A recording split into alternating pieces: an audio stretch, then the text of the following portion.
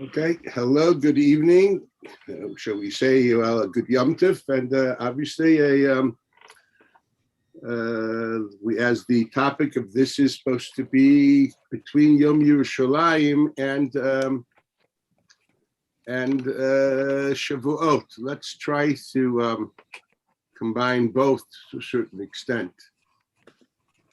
I just want to make sure I have this correct. I think that is okay. Do you see me? Do you hear me? Is everything okay? Okay. Well, just to start, I always find that Yom Yerushalaim is taken totally out of context.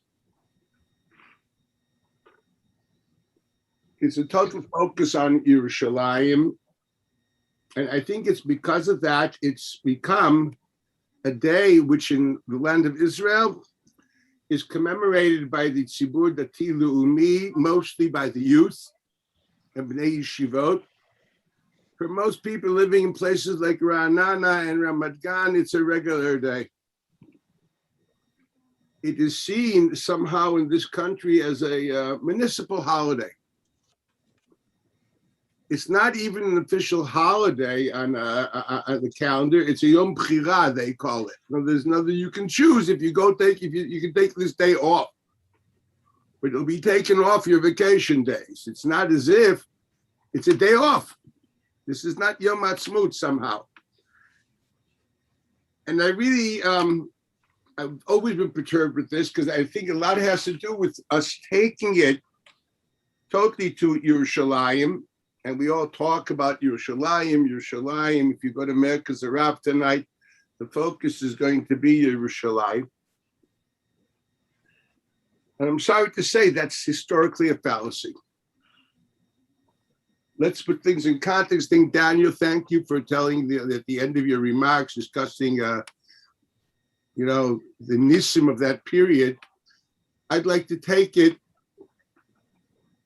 to another context. This is something which I usually teach on Yom Ha'atzmaut, but if anybody was here, was alive in that period of time, can totally understand the importance, the impact of what happened in 1967, not just in the local Jewish world of a lot of Jewish pride.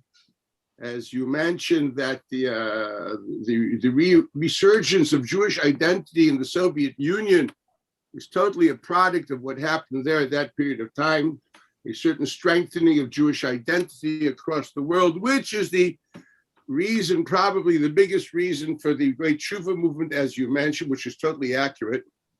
Remember, Shlomo always used to say, Shlomo Kavach says, who do you think started the Tshuva movement? Lubavitch, this? No, the Kaisel. The Kaisel was the magnet which drew everybody there, and somehow that's where it started. It's also true, but it's so much more than that. And here, let me just, again, explain things which I've explained in the past. I really want to go on further. I don't know how much time I have. Mr. Zeltzer, how much time do I have? Too much. Guys, tell me when it's too much and I'll stop. I haven't had supper yet, so it's okay with me. זה לא משנה כמה אני אגיד, אתה שולט בזמן. באיזשהו שלב זה יסתדר. אוקיי? מקסימום נפסיק באמצע. Okay. We have to understand one thing. If you know a bit of history, Chazal teach us, Atidim umot haolam lomar anu Yisrael. It's actually a Midrash Rabbah in Shmini, that the nations of the world will say, we are the true Jews. Now, this actually is something which is historically true and is historically something which we have suffered from endless generations. This period of time between Iyun and Sivan are the times of the massacres of the First Crusade, which is the reason that you say every Shabbat of Arachamim, that's basically Yizkor, for the First Crusade, for the massacre of the Jews in the First Crusade. That is what Av HaRachmim is. And that's why if you notice that in Shabbos Mevorchim, normally we don't say Av HaRachmim, but Mevorchim Iyur, Mevorchim Sivan, We say Avarachmin because it actually started there. Originally, it was only said in these Shabbatot in Iyun and Sivan, spread over to the other Shabbosais of the year. But that stayed that even when Shabbos Mevorachim, we say this is the period of time. We are mourning the massacres of Christianity into the nation of Israel. The destruction of everything. We have all these kinos mentioned also in the kinos of Tisha B'Av about the destruction of Spira, Megenza, Vermaiza, etc. All these are, this is the period of time where we mourn how Christianity wanted to destroy, and actually did, and massacred thousands and thousands upon thousands of Jews. This is the period of time. The major idea behind this was what we call replacement theology, what is commonly known as supersessionism. Basically, the church believed actually until recently, that God broke his covenant with the Jews because they did not accept his savior, so to speak, as a Mashiach. It's because of that he destroyed the temple. Because of that, he dispersed them among the nations, and they no more have a national identity. The only reason they exist as people, not as a nation, just singular people, is there to attest to the fact that there was an Old Testament, which thus gives a pedigree to their Savior. But they have no other meaning. They are dust upon the face of history, and therefore, every so often, we have to remind them of that, and they are destroyed. Asidim Umay Sa'ir Leimer Anu Yisrael, basically they are saying that Kadosh Baruch Hu was made for his brisai. He destroyed his covenantal relationship that started at Sinai. That we will be the unique, transcendent nation which has a covenant with HaKadosh Baruch Hu, which we will elaborate a bit later on. That covenant went, and we are no more Yisrael. We are just people. We can call ourselves Jews, but we are not the people of the covenant anymore. This is found in the Medrash, also in Yecheskel, where the Goyim say over there, they see that the Jews were thrown out of their land. They say, whose are they? They're obviously not God's, because God wouldn't have done this to them if they were his children. He probably just walked away from them. I discussed this at length during different years, and I don't think I want to elaborate on Christian theology this evening. But that is the core of the tzora, of the relationship between church and Judaism. I think I once described how on a Shivasa B'Tammuz many years ago already, wow, must have been 1976. It's already a long time ago. It just hit me, I was in Paris for Shivasa B'Tammuz.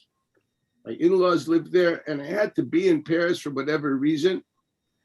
And I decided that afternoon to go to the Louvre, to go to the Great Museum. The story I tell is something which really touched my life, and I'll never forget it. I wanted to go to the museum. What else was I going to do on Shivasa B'Tammuz? I mean, for goodness sakes. Now, I didn't go to the Modern Art Museum. I decided to go to the Louvre, to the Roman Pavilion. I wanted to see the faces of Vespasian and Titus, Aspasian and Titus, because they were Machrivei Abayis. I wanted to see what they looked like. I read so much about them, different approaches to who they were. I wanted to see what did they look like. Okay, whatever, I went there. That's another schmooze for another time, at least according to how they were, what they looked like in stone. Quite rough. I went into a room next door, and I saw that was the first time I encountered a very, very famous piece of art. This was a replica of something found on the side of the cathedral in Strasbourg. And it's called the Ecclesia and Synagoga. It's called the church and the synagogue. I'm going to describe it to you. And every time I describe it, I shiver, because I remember sitting there and crying, looking at that and then really understanding the Churban. I never understood it before. two beautiful young women, twins,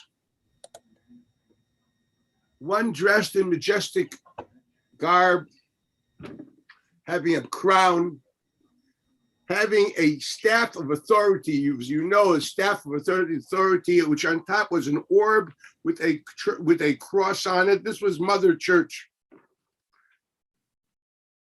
And next to her was her twin, and her garb was torn. She did not have a crown. She had thorns. She was blindfolded. And her staff was broken. She had a broken staff in her hands. I looked at it, and that was the first time I understood Gullus. First time I understood Gullus. You know what that said? It said, if the pasuk says, Lo yoser shevet mi Yehuda u'mechoykik mi bein raglav, the staff of national authority, the Malchus, will never leave Shevet Yehuda. Jews will always have a Malchus. They will be a nation with a central focal point called a king, a kingdom. They will not just be a religious group. They will not just be a group, an ethnic community. Rather, they will be a nation with a national ethos and a king which embodies their national feeling and identity. Very similar to any nation which does have a king. Look at the English.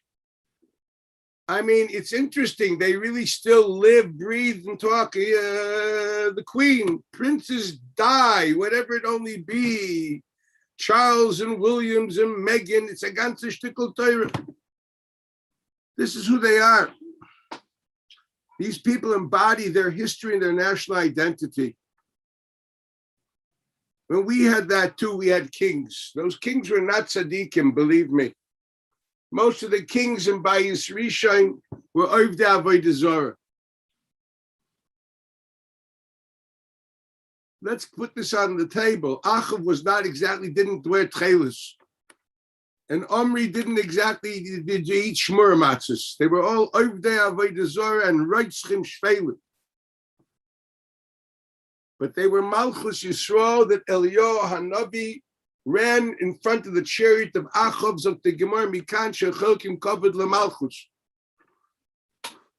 There's a theological value of God being represented in this world, not just as I hate to say it, as a faith community, but as a nation which has a national identity. And our religion is actually the bedrock of our culture. Our religion is then translated into its values, into how we walk, talk, think, and see things. We can be very religious, all of us.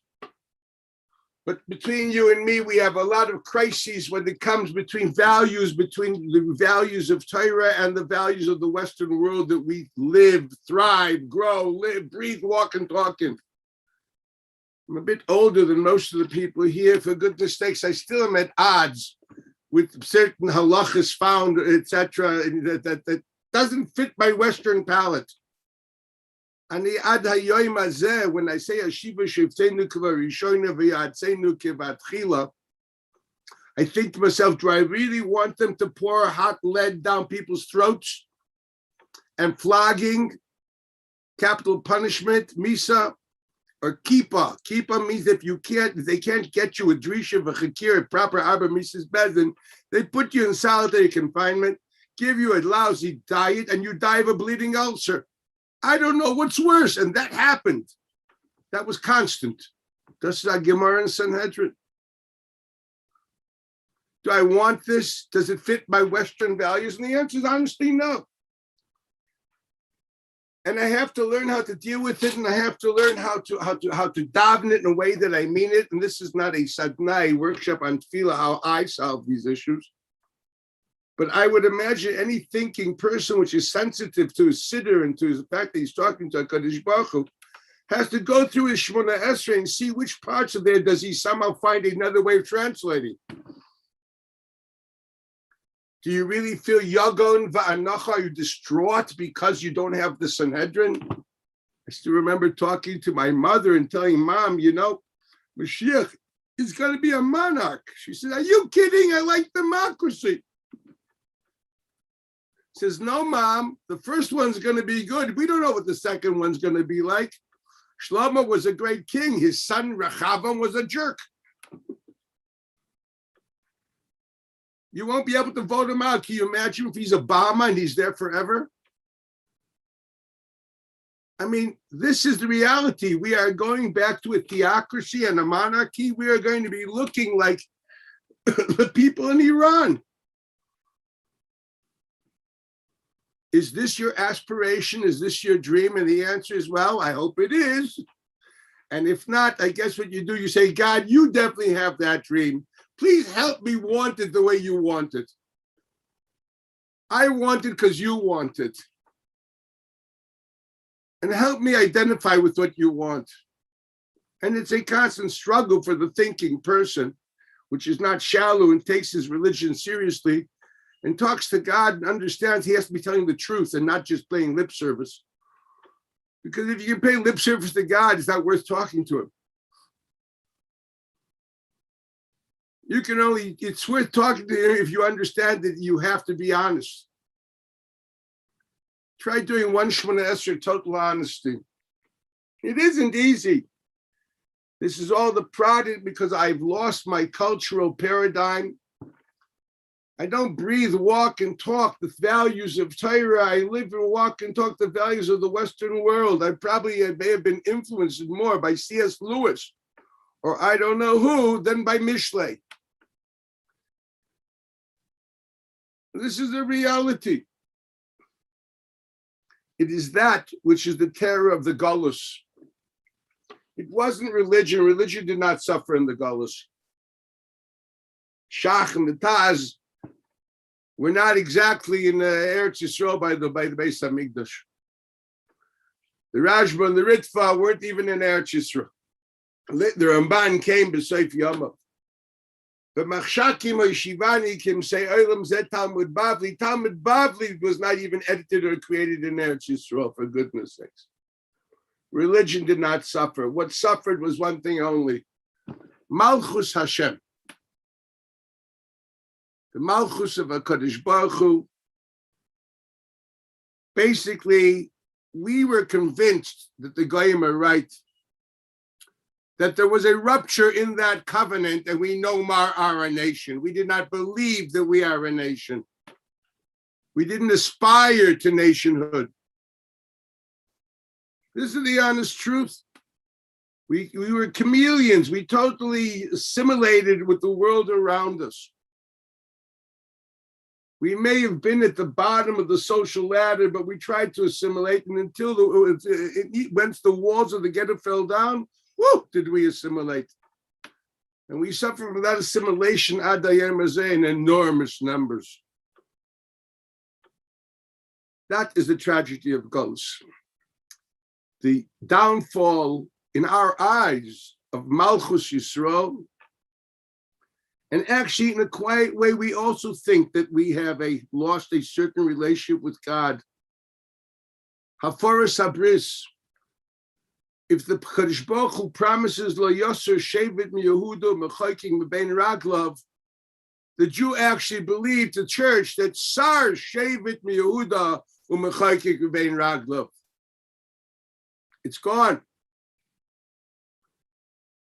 The Mechoiking Mebein Raglav is not just a question of jurisprudence, it's a way of life. You know, the Yagin V'Anacha, I suffer because there's no Sanhedrin, because there's no Mechoiking Mebein Raglav, so I have religious crises. And I have challenges between myself, my psychological self, which is totally Western, and my religious will. Oh, it overwhelms them.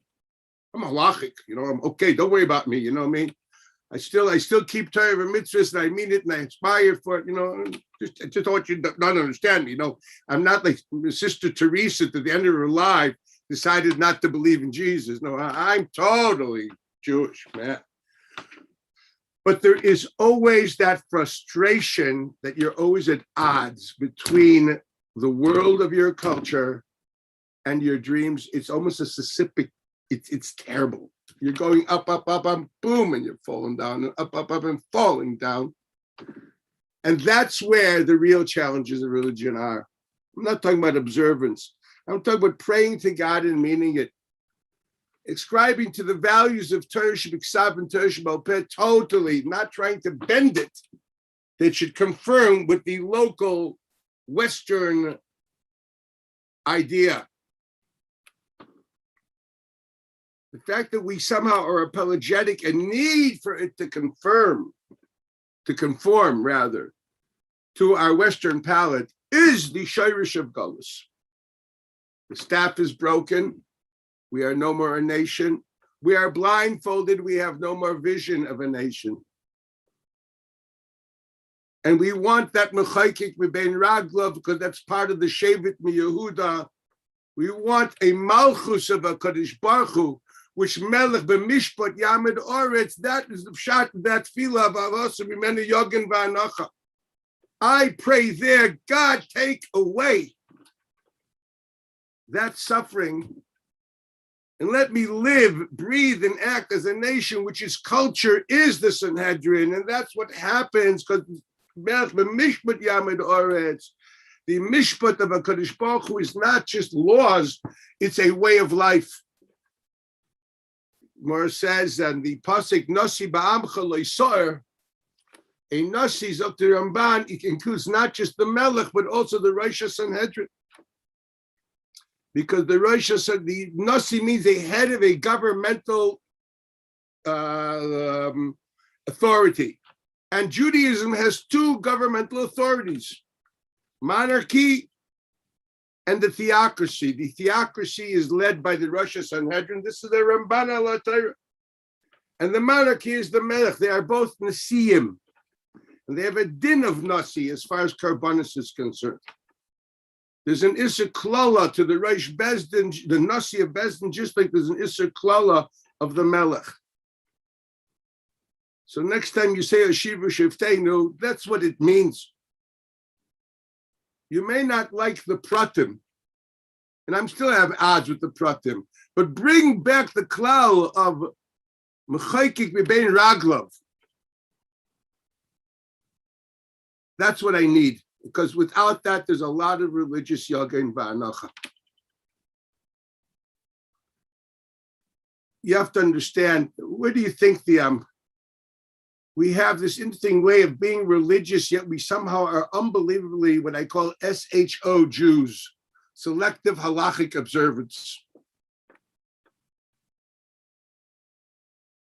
It's very simple because culturally, this I can't relate to it. I teach women, and I know there's a common word here, they love saying this. Women have this idea, I have to have an emotional attachment to it. So this is what I always get in school over there. Lo mitchaberet. I understand why. I answer, gam ani lo mitchaber. Rak ani oseh. V'tishtadli lemod lechaber. You have to learn how to connect. You have to change the way you see things. Torah is supposed to form the way you feel, the way you see. It's not just a set of laws. So that was the story that happened to me there. And I want you to know that in 1948, the church went through a crisis because all of a sudden Jews came back and renewed their nationhood. The church was not going to help Herzl. Herzl asked the Pope to help the Zionist dream. He, no way, I cannot do this to you because we do not believe that you're a nation. Read Herzl's memoirs. They would accept us in the shtibel, they would accept us in the yeshiva. That they don't mind. You cannot be a nation. You can be people with a religion. And that's why the Pope turned Herzl down. And Herzl, not knowing about yeshiva, not knowing about the shtibel, but he intuited an unbelievable truth where we must recapture our national identity. That was the revolution of that man. And how many religious leaders then in Hungary and Germany says, no, we are Hungarians of the Jewish faith. we are Germans of the Jewish faith. And he said, no, you are Hebrews. That's the dream of Zionism. To understand we're not just a religious group, not just a community of faith. We are a nation. Our faith is our national culture. Our God, which is the head of our church, is our king. And that's what you pray for constantly. The Sakin Oilam b'malchus shakai. You want the malchus of HaKadosh Baruch Hu. And here historically, the malchus of HaKadosh Baruch Hu has been expressed not only in the Shtibel, Adrabah, Achav, Omri, all those kings which are Ovdei Avodah Zarah. Achav slaughtered hundreds and hundreds of Nevi'im. But he was a Melech Yisrael, and that he embodied Malchusah Shel HaKadosh Baruch Hu. God works in wondrous ways. Most of history, the Melech, which embodied Malchus Hashem in this world, was not observant. It's something to know. I don't care if you can. I learned Tanakh and I learned Chazal. This is a reality. It's something they're looking. No, this cannot be Judaism because he's not from. Are you kidding? Like David Ben Gurion is the Rav Shitzaruv compared to Achov. You know what I mean? Yitzhak Rabin is Reb Chaim Tzanzer compared to Omri. They weren't Ovdei Avodah Zarah. This is Malchus Yisrael. And God gave that, and the Vatican had every time. The Vatican would not recognize the state of Israel. It couldn't recognize the state of Israel. I remember when I was here in Eretz Yisrael as a kid, they didn't recognize us. The Pope came, he met the president in Megiddo or some side street near Har Zion. They wouldn't even walk in here or give honor to the government. And then 1967. 1967, you people, we talk too much about Yerushalaim and don't realize what happened. I still remember Gan Atzmut in Yerushalaim, big park on Agron Street. The Rabbanut was Mekadesh that whole park as a base forest. That's what we expected, okay? Whole Gan Atzmut. And also Gan Atzmut in Tel Aviv. You know where that is? It's near the Hilton. That big park above the seashore. They were mukdash for batei kvarosh. They were set aside for cemeteries. We expected thousands of dead. It wasn't that simple. We didn't know where we would exist. It was interesting to see at the time how nobody cared. How nobody cared. Mamish, nobody cared. Abba Eben was talking beautifully in the UN, but who cared? And this country, this dream of national identity was going to become a footnote in history. And what happened was unbelievable. The biggestness is the fact that not only we were not destroyed, but all of a sudden Jewish nationality reigns over biblical Israel, over Yehuda, Shomron, with obviously the cream on the cake is Jerusalem. But this totally shook the church. One of the major arguments, if you read documents, that they don't think this is not a stira, the fact that there's a Jewish nation in Israel, well, they don't own biblical Israel. They're only living in the land of the Philistines, Tel Aviv area. They would never let Jerusalem fall to the Jews. It had to be basically international city because Chas v'Chalila, it shouldn't be the capital. That would be giving you nationhood in biblical Israel. God gave us biblical Israel. Jerusalem is beautiful, but it's also Shechem, and it's also Hebron, and it's also Bethlehem. It's also all of Yehuda v'Shomron.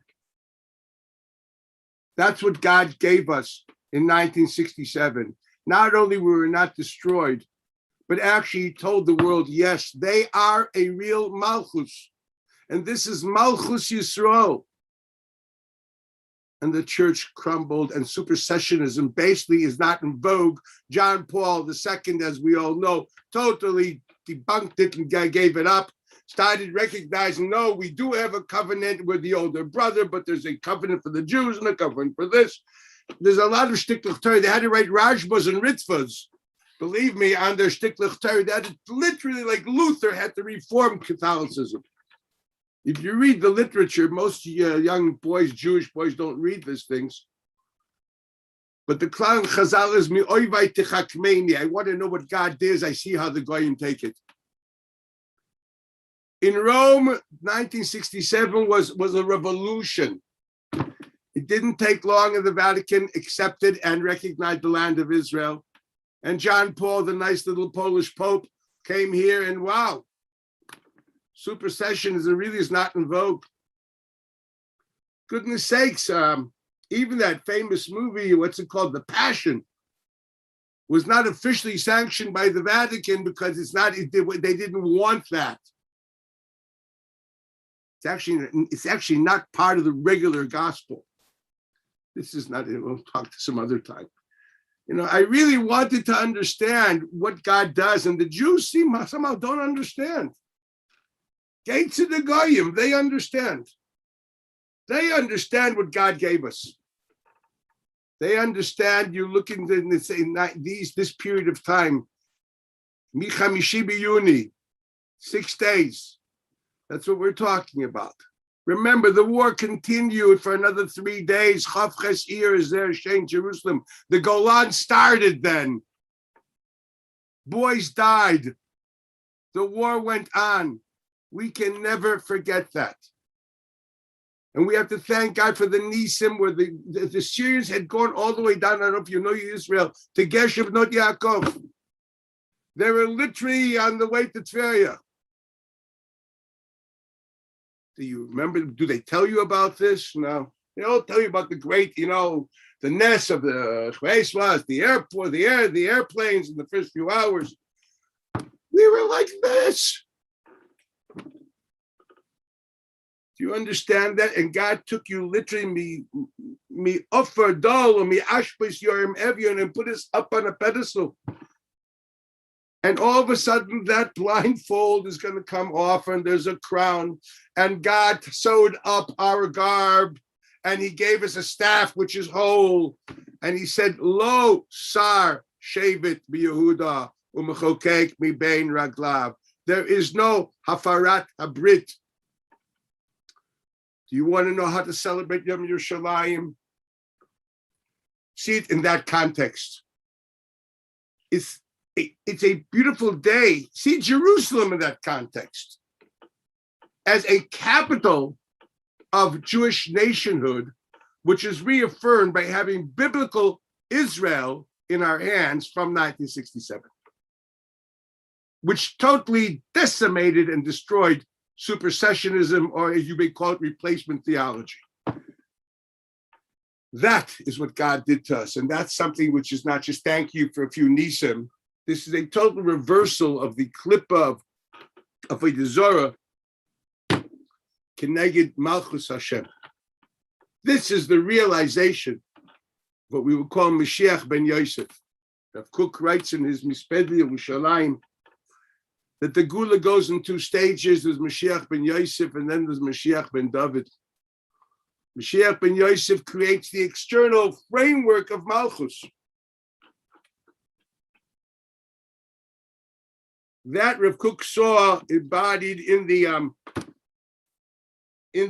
organization that we know, Tnuat HaTzionut. But I think it's more that we are living an era of Mashiach ben Yosef. But they're always saying it can't be 6-day war, biblical Israel. We have our staff. Yesh lanu shevet shel malchut. Jerusalem is our capital. It's a capital of a nation. It's not just the holy city. It's not just the Kotel. You have to see it in a broader sense. For me, that we had again Ir David, the capital of David, in a way talks more to this theme than just the Kotel. The Kotel is a story of Churban. It's a remnant, a place which is a supporting wall of the Har HaBayis, not really part of the Beis HaMikdash. Everything was left. We went there. Even the famous Chazal, Leizaza Shechina Mikoisa Maravi, wasn't originally meant for that. It was meant for the western wall of the Beis HaMikdash, which still stayed. But after years, that also crumbled. So somehow it was adapted to this other wall. But we take what we have. I look at Azzi, when I go to the Kaisel, I'm looking at, I'm saying, it's still a Churban.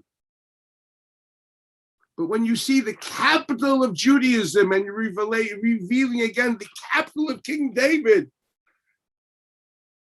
that, to me, that's my Yom Yerushalaim. The Chidush HaMalchus. Chidush HaBris, we were sure the bris was mufar. It wasn't. And that is more than important. It's already late. I can't go in. I was going to talk about Shavuos, but I got carried away here. But if not, you know anything about what Shavuos is, then you know that the most important aspect of Shavuos is not the Torah as a set of laws. Because as far as that's concerned, the Torah you have was not given on Shavuos. That was a marriage which wasn't even consummated. That Torah God was supposed to be given to us on Shivas B'Tammuz, and what happened on that day, Moshe broke the Luchos. And then we had a Zivuk Sheni, and that Torah came down on Yom Kippur. And that's the Torah you have today. And I find it funny that you people are learning Sois and Nesivos and Bavli and Yerushalmi in Leil Shavuos. If anything, that you should be doing in Leil Yom Kippur. What are you celebrating? A marriage that didn't work? What are you celebrating exactly? And the answer is no. You have to understand. The most important thing of Shavuos is, without going in the depths of it, there are two things that happen, 2 days. On day 1 of the 50th day of the Omer, God said, I am giving myself to you in a covenantal relationship. On day 2, the day of revelation, when the Jews could finally see it, that's the 51st day of the Omer, which was Shabbos, the Jews accepted that covenantal relationship. What you are talking about is a day of Krisus HaBris. Shavuos, the Matan Torah, this is a Maral, which discusses this in Tiferes, is the day where God gives himself to us in a covenantal relationship. That stayed. As the Ramban mentions in Parshas Bahar, I think. Yeah. That although there's another bris for Luchos Shnias, which is Sefer Bris, is Parshas Bahar and Parshas B'chukoisai. I suggest you read the Ramban. But he says it's not that we needed a new bris. The same bris stayed. God never tore his bris from us. He only felt that the rules have to change since we became accident prone. So we have to add a little incentives called brachas. We became chassidish. We needed brachas. So God gave a lot of brachas. And also we need, we're little boys. We have to be born with klalos. So actually what happened is the same original bris of Shavuos was, the rules were renewed after Yom Kippur with the adding brachas and klalos. But the basic relationship from God and us, that covenant, we're 2 sides of one coin. We are together. We are Mamleches Kohen and V'goy Kadosh. That never was broken. That's a Ramban. That you celebrate. So whatever you learn on Leil Shavuos, you understand, don't just look at the pratim. No, look, how do I see somehow, how do I experience an intimate relationship with God, with the Torah that I'm learning? How do I see this, whatever I'm learning, as something which will give me an insight into God's way of thinking? Famous Gemara in Shabbos who says that what is Anoichi, Anoichi Hashem Elokecha, is a notrikin, it's a Rashi Tevot. Kuf Yud Beis in Shabbos. Ano, Aleph is Ano, I. Nun is Nafshi, I myself, my life, my essence. Chof is Kasaf, I wrote myself. Yahivt, and I gave myself to you. Anoichi means I've written myself in a book and given myself to you. Can you find the author in the book? Can you find the artist in the painting? Can you find the composer in the music? God asks you to find him in whatever you're learning. How and what is another story. Maybe we should meet again and learn this more Iyun. But that's what Shavuos is about. It's actually about Krisus Habris. That's what it is. So you understand that same bris of Sinai, of Mamlechus Goyim V'Koy Kadosh. The Goyim thought it was finished. And then between Yom HaAtzmaut and finally the period of Sheshta Yamim, basically we told the world the bris of Sinai was never mufa, was never annulled. That bris is, was, and will be. Yom Yerushalaim reaffirmed your Shavuos, reaffirmed our covenantal identity and thus our national identity within the context of that covenant. So I really wish, these are very important days.